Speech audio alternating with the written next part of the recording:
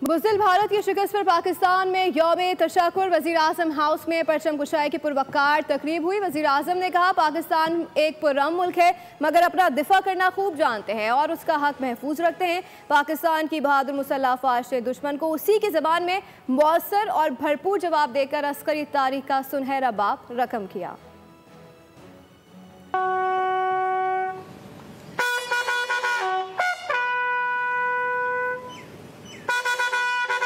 भारत पर पाकिस्तान की शानदार फतह, यादगार फतह। यौम तशक्कुर पर वज़ीर आज़म हाउस में पुरवकार तकरीब हुई।